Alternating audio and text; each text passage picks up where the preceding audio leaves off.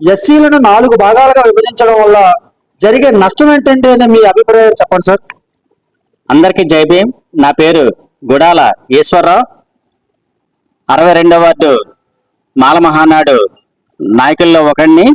అయితే సుప్రీంకోర్టు ఇచ్చినటువంటి తీర్పు ఏదైతే ఉందో ఆగస్టు 1వ తారీఖు 2024 మాకు చాలా అభ్యంతరమైన ప్రశ్నలు మాకు తోడవుతున్నాయి.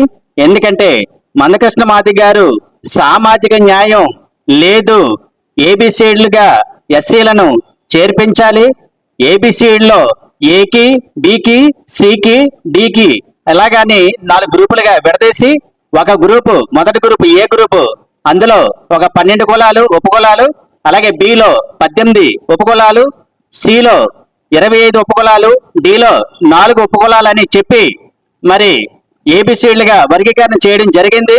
అయితే సామాజిక న్యాయం అనేటప్పుడు కేవలం ఏబిసిడీలుగా చేస్తే సరిపోతుందని మందకృష్ణ మాది గారిని నేను డైరెక్ట్ గా సూటిగా అడుగుతున్నాను. ఏబిసిడ్లో ఏలో ఒకరికి వస్తున్నాయి జాబులు, అలాగే బిలో 7 వస్తున్నాయి, సిలో 6 వస్తున్నాయి, ఏలో ఒకరికే వస్తున్నాయి. ఎలిజిబిలిటీ ఉన్నటువంటి కొన్ని విద్యార్హతలు ఉంటేనే ఉద్యోగాలు వచ్చే ఈ పరంపరలో టీచర్స్ విషయంలోకి వచ్చేసరికి కనీసం డిగ్రీ బిఈడి 2 కలిగి ఉండాలి. ఆ డిగ్రీ బిఈడి ఏలోను బిలోను సిలోను డిలోను ఎవరికుంటే వాళ్ళకే వస్తాయి కానీ అందరికీ వస్తాయా? 3వ తరగతి 5వ తరగతి 10వ తరగతి చదువుకున్న వాళ్ళకి టీచర్ జాబ్ వస్తుందా?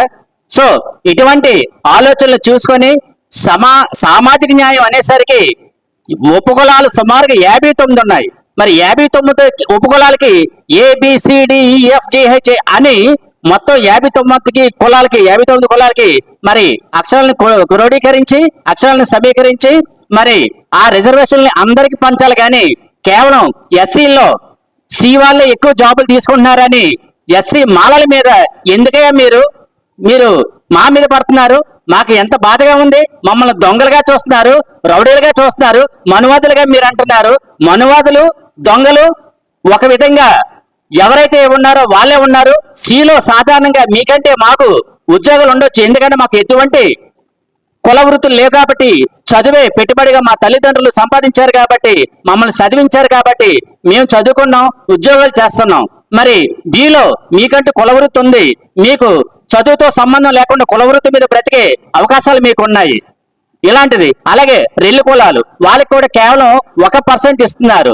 1% లో వాళ్ళు కూడా లేకపోతే తర్వాత బి వాళ్ళు మీరే తీసుకుంటున్నారు ఆ పోస్టుల్ని. అంటే సుమారుగా ఏలోను డిలోను లేకపోతే బి వాళ్ళకి పోస్టులు అదనంగా వస్తున్నాయి.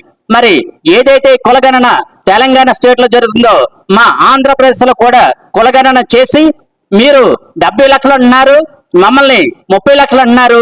ఇవన్నీ కూడా కులగణన ద్వారా పటాపంచలైపోయి మా ఎస్సీలు మాలలు ఎంతమంది ఉన్నారో తేలుతుంది. తేలిన తర్వాత మీరు ఎస్సీ ఏబిసిల్ని విభజించుకోండి. ఒకవేళ నిజంగా మీకు తక్కువైతే గనక మీ బిలో ఉపకులాలు అందరూ మీ పోస్టులని 7 పోస్టులని పంచుకోండి. అలాగే సిలో ఉన్నటువంటి 6 పోస్టులని మా ఉపకులాలు మేము పంచుకుంటాం. అలాగే ఏలో ఉన్నటువంటి రైలు కులాలు ఆ 1 పోస్టులు 12 పంచుకుంటారు. అంతేగాని వీళ్ళందరికీ వచ్చినటువంటి పోస్టులు మీకే కావాలి, మీకే అన్యాయం జరిగిందని మీరు మాట్లాడుతూ మమ్మల్ని దొంగలు చేయడం అనేది మేము ఖండిస్తున్నాం.